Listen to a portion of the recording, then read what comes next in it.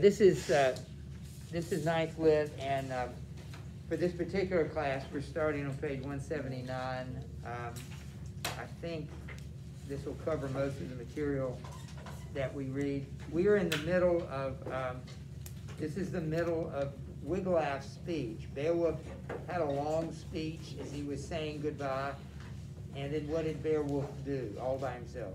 Fight the dragon. Right, and why is that maybe unwise of him? Because of the dragon, and it's him. Yes. And he's doing it by himself. And he's doing it by himself. And Not his men left. right, he's proud, and he was warned about this. Hrothgar warned him, but he seems to want to do this. Somebody pointed out it could be to protect his own men, and rather than put them in danger. You can take your pick which side you go with. So he's in the middle. He's in trouble. What do the men do? They run away. Very good. Except for one, and that's the guy talking right now. His name's Beowulf. We met him at the bottom of page 177. And I think we should point out that what's his motivation? Gratitude. Yes, that's the right word. That is a wonderful motivation. I asked the other class, do you have anybody in a life that is setting kind of, maybe you think, too high expectations for you? My mother. Praise God for her. Because she sees something in you may not see in yourself, and she wants you to meet that level. And right now it might be hard, gosh, I wish they could let me, I can't do that. But your parents love you, and they think you can reach it. So hang in there. Her good expectations is just trying to meet them. I know, I understand that. I felt the same way, but I look back and I was always expected to give my best effort, and I tell you, if you just don't quit and you keep working hard, it's surprising how well you can achieve. I'm serious. But anyway, I appreciate people that set high goals for me. Coaches, maybe sometimes they are too high, but you don't know. If you don't reach this, you might reach this. Sometimes you have to reach the goal itself, you may not attain the goal. You may not go to Harvard, but you might get into University of North Carolina, which I would recommend. So sometimes people go to Virginia Tech. Sometimes people go to Duke. Oh, goodness. But we won't talk about that. But anyway, so here we are on page, top of the page. I'll start, since I know exactly where we are. He picked us out. Beowulf's talking about, Beowulf is talking about Beowulf.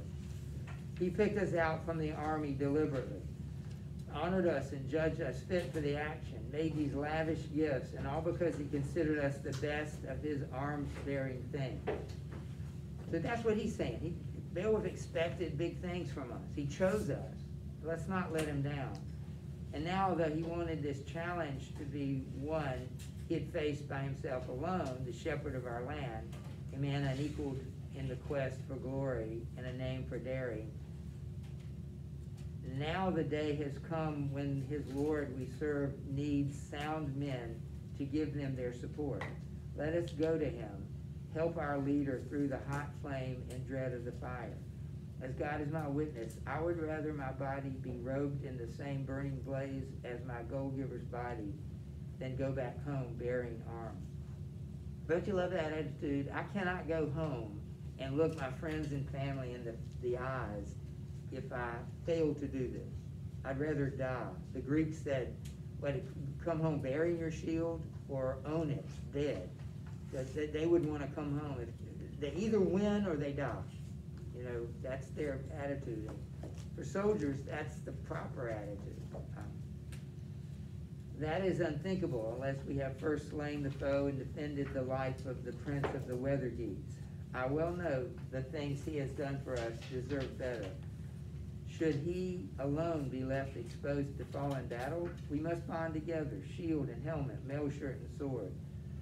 Then he waded the dangerous reek and went under arms to his Lord, saying only, "Go on, dear Beowulf. Do everything you said you would when you were still young and vowed you would never let your name and fame be dimmed while you lived. Your deeds are famous. So stay resolute, my Lord. Defend your life now with the whole of your strength. I shall stand by you. That's really cool, the way he said that. He encouraged Beowulf, and then he was right there with him. Who wants to start? Neil's going to start for us. After those words, a wildness rose in the dragon again and drove it to attack, heaving up fire, hunting for the enemy. The human it loved it. Flames lapped to the shield, charged it to the balls of the body on the young warrior was useless to him. But Wiglaf did well under the wide rim Beowulf shared with him once his own had shattered in sparks and ashes. Inspired again by the thought of glory, the war king threw his whole strength behind his sword stroke and connected with his sword. And nagling snapped both Beowulf's ancient iron great sword let him down in the fight. It was never his fortune to be helped in combat by touching the edge of weapons made of iron. When he wielded a sword, no matter how blooded and hard as the blade, his hand was too strong. The stroke he dealt, I have heard, would ruin it. He could reap no advantage. What's Beowulf's problem with swords? He's too strong. Yes, and they break, and it happened here. As he tried to fight the dragon, the sword broke.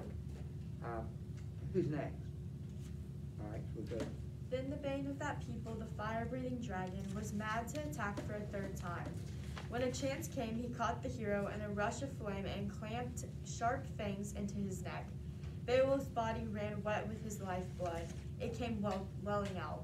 Next thing they saw, the noble son of Weohstan saw the king in danger at his side and displayed his inborn bravery and strength. So what happened to Beowulf? He got bit in the Yeah, neck. which somebody pointed out is a mortal wound. Right. There's probably no way he's going to survive that. Right.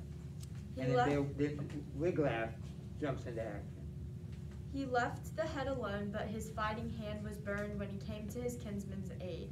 He lunged at the enemy lower down so that his decorated sword sank into his belly, and the flames grew weaker. Once again, the king gathered his strength and drew a stabbing knife. He carried on his belt, sharpened for battle. He stuck it deep into the dragon's flank. Beowulf dealt it a deadly wound. They had killed the enemy, courage quelled his life. That pair of kinsmen, partners in nobility, had destroyed the foe.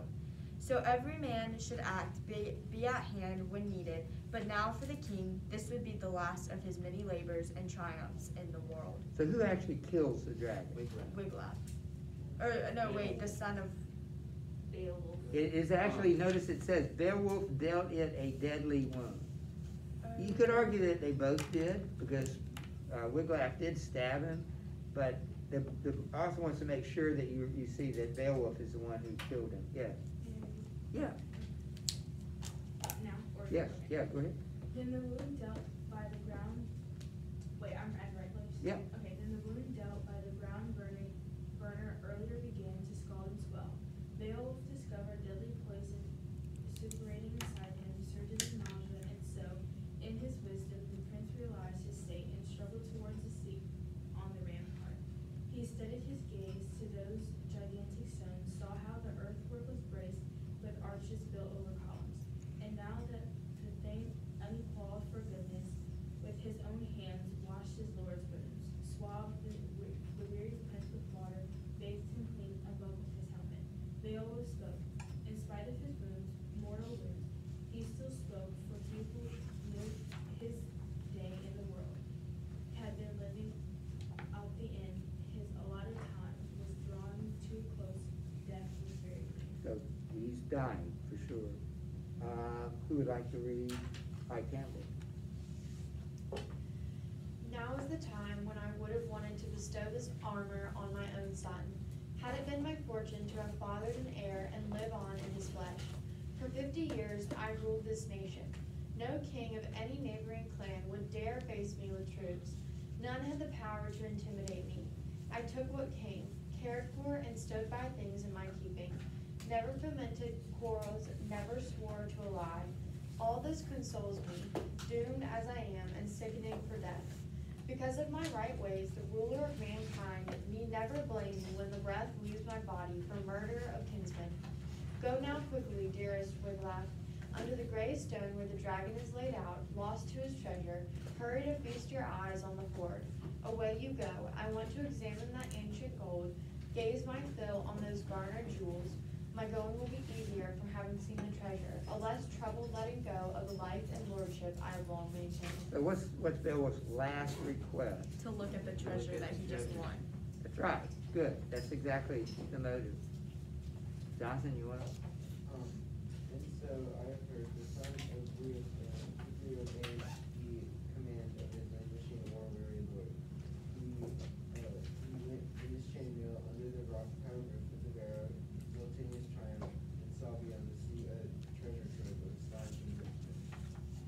While hanging that were a wonder to behold, glittering gold spread across the ground, and the old dawn torching serpents then packed with goblets and vessels from the past, punishment for it. Questioning helmets were all eaten away, armbands everywhere, artfully wrought. How easily treasure buried in the ground was hidden, however skillfully can it escape from any hand. So, Wiglaf sees the gold. Do you remember that scene in the first National Treasure movie? Did you see that one? The hunt for there was gold, right? Yeah, do you remember when they go down to the bottom of the church and they open this movie familiar with you? And they go and they see the gold and he lights the oil and it lights up and there's this huge cavern under there filled with gold. That's what I picture here. That's sort of the picture I have of the gold that's underneath the ground. Somebody want to read next? How about Tim? I think I lost my place. We're 187, and he saw too a standard entirely of gold. And he saw too a standard entirely of gold, hanging high over the horse, a masterpiece of filigree, it glowed with light. So he could make of the ground at his feet and inspect the valuables. Of the dragon there was no remaining sign. His sword had dispatched him. Then the story goes, a certain man plundered the hoard in that immemorial how, filled his arms with flagons and plates, anything he wanted, and took the standard also, most brilliant of banners. Already the blade of the old king's sharp killing sword had been its worst, the one who had for long minded the hoard, how hovering over gold, unleashing fire, surging forth, midnight after midnight, had been mown down. Do you want me to keep reading? Sure. Alright. Wiglaf went quickly, keen to get back, excited by the treasure. Anxiety weighed on his brave heart. He was hoping he would find the leader of the Geats alive where he had left him helpless earlier on the open ground. So he came to the place, carrying the treasure, and found his lord bleeding profusely, his life at an end. Again he began to swab his body. The beginnings of an utterance broke out from the king's breast cage. The old lord gazed sadly at the gold. So he does get to see the gold. Tate, would you read? To the everlasting. 189. To the everlasting Lord of all, to the King of glory, I give thanks that I behold this treasure here in front of me, that I have been allowed to leave my people so swell and dabbled, and on the day I died. Now that I have bartered my last breath to own this fortune, it is up to you to look after their needs. I can hold out no longer. Order my troops to construct a barrow and on a headland on the coast. After my pyre has cooled, it will loom on the horizon of what is that? Ronis. And be a reminder among my people, so that in coming times, crews under sail will call it Beowulf's Barrow, as they steer ships across the wide and shrouded water. So what does he see is going to happen to the gold?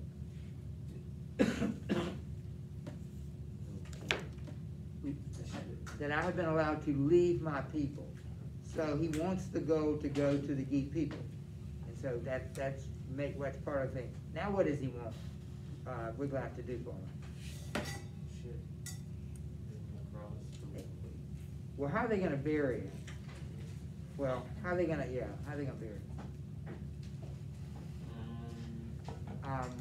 Here's the word, sorry. Order my troops to construct a barrow on the headland on the coast after my pyre has cooled. So They- under his, where he dies, like his death pyre, What's a bear? like under it, Yeah, a pyre is a, deathbed, like where No, they, it's a, memorial for them, right? it's a fire. It's a platform, they put a body and they burn it. Right. So they're gonna burn the body and they're gonna bury it on this headland, like this cliff above the ocean. Oh That's yeah, they what- had those in the Song of Achilles, like where they had pyres to like give back home to ask for the gods' forgiveness because they kept. That's sad. Yeah. Yeah, once in or a- something why doesn't they want to be bury? buried. You want How they burn? Well, you know, a lot of They would people, burn it. today, it's a very popular way to dispose of the body. They did it I don't- honorably for- Yeah, I'd rather be buried. What's that? They did it honorably for Sad. Achilles, though. They did it for Achilles and Patroclus. Yeah, all right. So, who's next? How about Jack? Then the king, in his great heartedness, unclasped the collar of gold from his neck and gave it to the young thing, telling him to use it in the war shirt and the glitter helmet as well. You were the last of us, the only one left of the woody bones. Wagmandine. Wagman teams. Fate swept us away, my whole brave, high-born plan to their final doom. Now I must follow them. That is the warrior's last word. All right. Last words, does that mean he's dead? We'll have to see. Takes him a while to actually die. You can keep reading. He had no more to confide.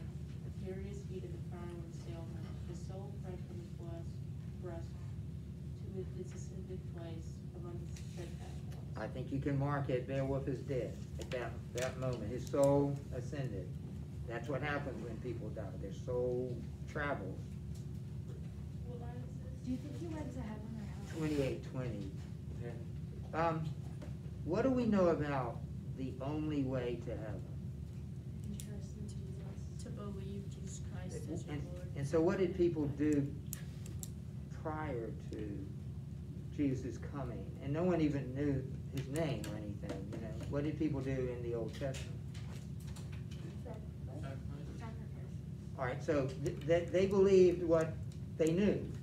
That is, the Jews did, and any people could become Jews, and people did. So there were people in the Old Testament that believed in Jesus without understanding that they believed in what they knew. They believed that God had to save them, and I don't speak of this with a lot of certainty, but the Bible hints to the fact that when Jesus died, he took the people that had died in the Old Testament, like Abraham and David and Adam, wherever they were, you know, like some people call it paradise, and they took them, and heaven opened really for the first time at that point.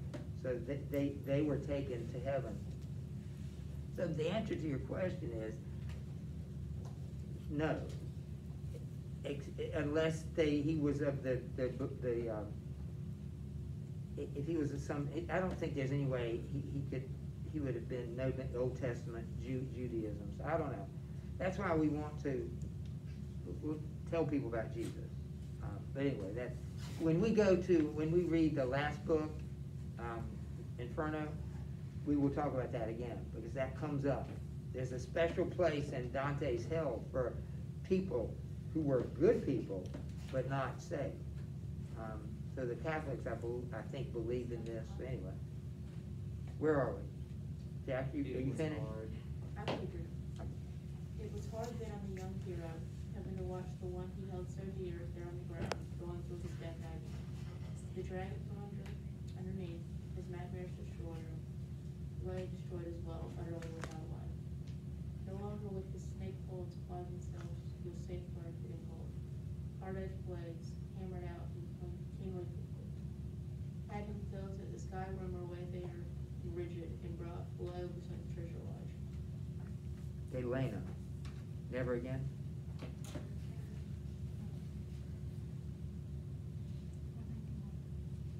$191. Never again. Never again he glitter and glide and show himself off in midnight air. Exulting in his riches, he fell to earth. Through the battle strength in Beowulf's arm. There are few indeed, as far as I have heard, big and brave as they may have been. Few who would have held out if they had to face outpourings of that poison breather.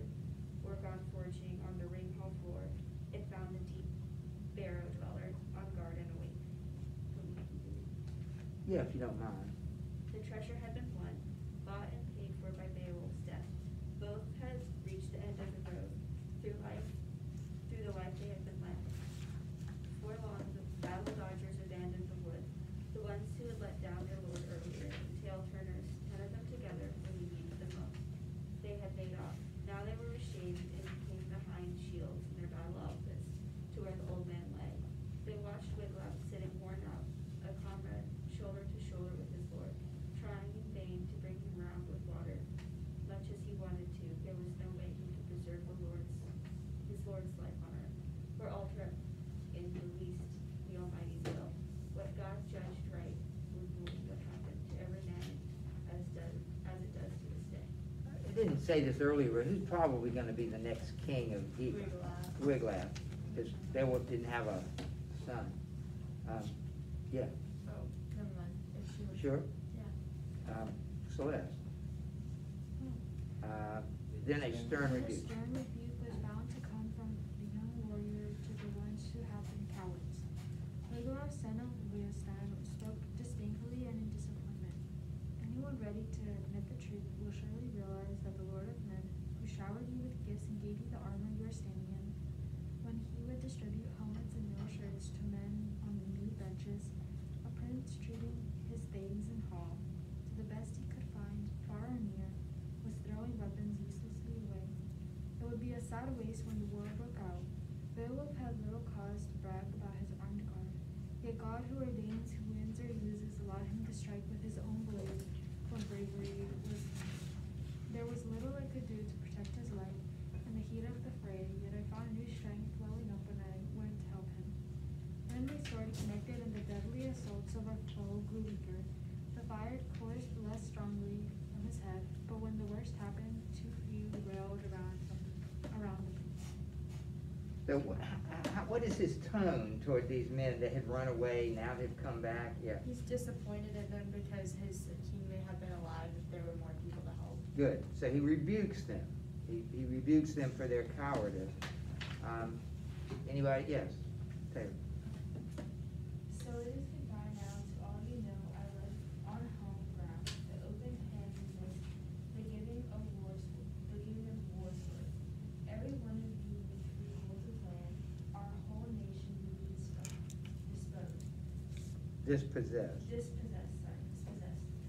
Once princes from beyond gave tidings of how ye turned and fled and disgraced yourselves, the mortal will sooner die than a life of shame. Then he ordered the outcome of the fight, and he reported to those camped at the ridge, the crowd of retainers who had sat all morning, sad at heart, shield bearers, wondering about the man they loved. Would this day be the last, or would he return? He told the truth and did not talk. The rider who bore news to the cliff top, he addressed them all. Now the people's pride and love, the Lord of the Geese, is laid on his deathbed, brought down by the dragon's attack. Beside him lies the bane of his life, dead from knife wounds. There was no way Beowulf could manage to get the better of the monster with his sword.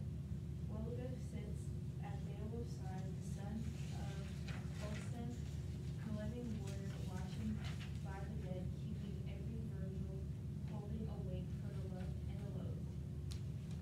Now war is looming over our nation, and soon it will be known to Franks and Frisians far and wide that the king is gone. Hostility has been great among the Franks since Hygelac sailed forth at the head of a war fleet into Friesland.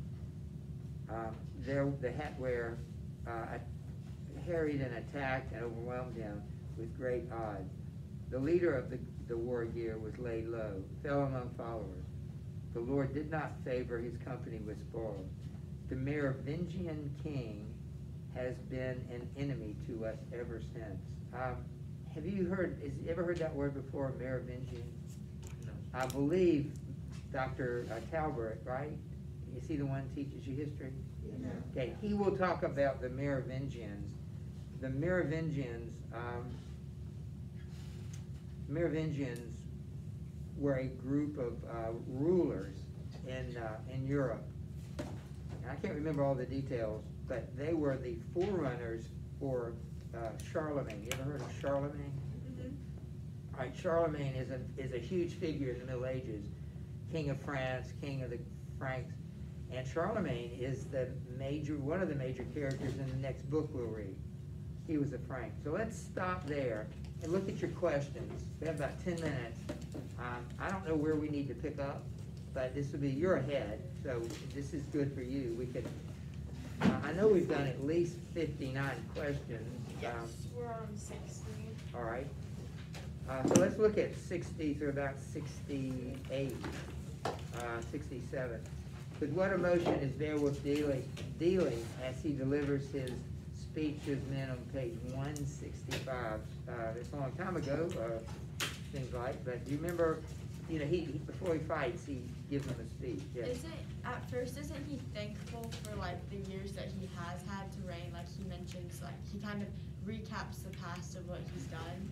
Yeah. And then, but also he has like a tone of like seriousness, knowing that going into battle, this probably will be his last fight. That's a very good answer. And remember, he talks about, behind me, he talks about death a lot. He talks about the death of Herebeald and the death of Heathen and the death of Hygelac, all of whom had to die before Beowulf could become king. So it's kind of somber, as you say, reflective and somber. 61, why does Beowulf choose to discuss his rise to power on this occasion? Why does he tell us about the death of these other kings that led to his becoming king? Because like he's trying to get it to carry on because he's going to die, so then it's like adding to it. Good. So it's kind of like the same answer before, but yeah. Again, whoever becomes king, it has a lot to live up to. Right. Just like we were talking a minute ago. Do you have a lot of people have expectations of you? That's a good thing, because it forces you to be better than you would normally be. 52, Beowulf states that the fight against the dragon is his alone. Why does he feel this way? Is this line of thinking foolish, noble, proud? Yes. I said pridefulness because he wants to win, but he wants to do it on his own, and he hasn't failed like at all yet. So like it's a lot of pressure to like make sure that he still wins. Yes. Anybody have another?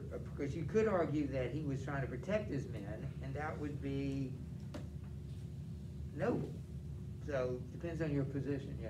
Well, I kind of see it as guilt as well, because like he was the one who was prideful and was like, we're fine, we don't have to like worry about anything, kind of exactly what which king, Hrothgar, Yes. warned him about. Yeah. And so I could also see like him doing this out of guilt because he kind of let it get this far, and so Okay. now he kind of has to go and deal with his own mess. Very good.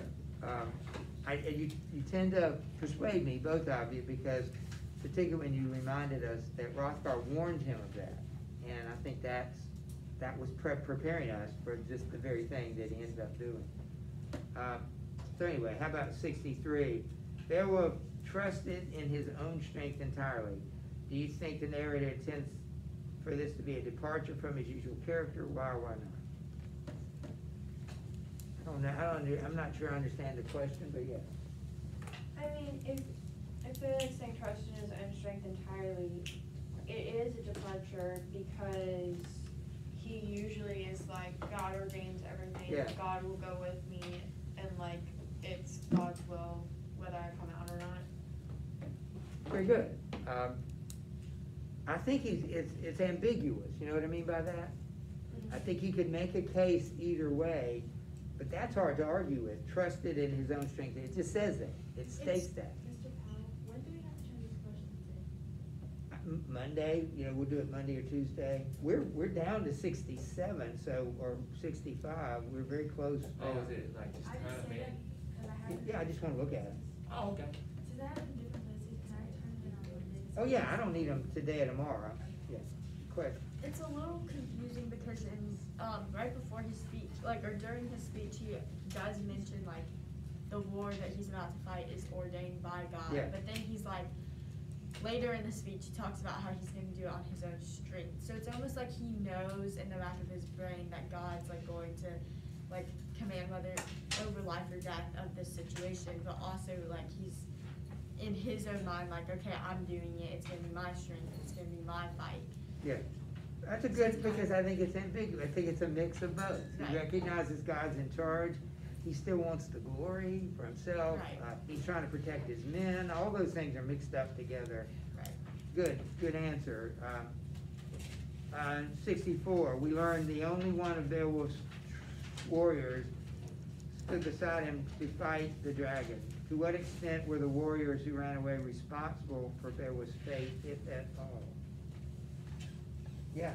I think it can go both ways. I think it can go like, yes, the king would have had a smaller chance of dying if there were more men to protect him. But also Beowulf made it really clear that this was gonna be his fight. Right. And so, like, he kind of chased them away and said, like, this is gonna be mine. So it kind of goes both ways. You've done a good job, both of you, and anyone else who jumps in there, just pointing, you say it could go both ways. It does really appear that way. In every case, he tells them not to come, and they don't. And so, why do we blame them Right. for not coming, which is what Wiglaf does. Really interesting. 65, Beowulf's request is to see the treasure. What prompted him to issue this request? What do you think, Catherine? He wants to see the treasure. Wow. Why does he want to see? He's dying. Why would he want to see the treasure? Yeah. Just your opinion. What do you think? Probably because he's worked really hard to try to find the treasure. That's a good point. And like he's basically given his life to try to get the treasure. Yeah.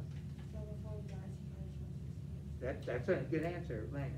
Because, I mean, he fought the dragon, and usually tradition says that if you fight in a fight and win, then you can see, like, you get the spoils of war, so it's kind of, he just wants to know that, okay, I earned this treasure. And he says on the couple of K, I think he said, my treasure. He does call it my treasure, wants everybody to know that, but he's giving it away because he can't take it with him. Yeah, that's good. 66, how easily treasure buried in the ground, gold hidden, however skillfully, can escape from any man. We talked about, where does treasure come from initially? The ground. It's mined. I think Neil pointed that out yesterday. It comes from the ground. It comes as an ore. You have to fashion it into something useful. So it's kind of ironic, or maybe fitting, that it goes back when you're done with it. You put it back where you got it. Anybody else have a suggestion?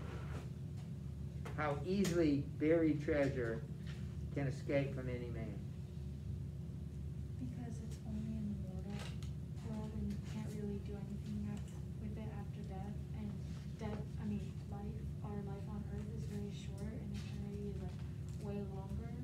So it's kind of just there for like a short time. That's a really good answer, because since you can't take it with you, it's going to escape every man. Every man, if you have treasure, you will lose it unless it's heavenly treasure. That's why Jesus keeps saying, start storing things up there, because that's going to last. Anything you treasure here won't last. Yeah. Humans are very forgetful, so if you bury it, there's also that chance that you forget. That's also a good answer.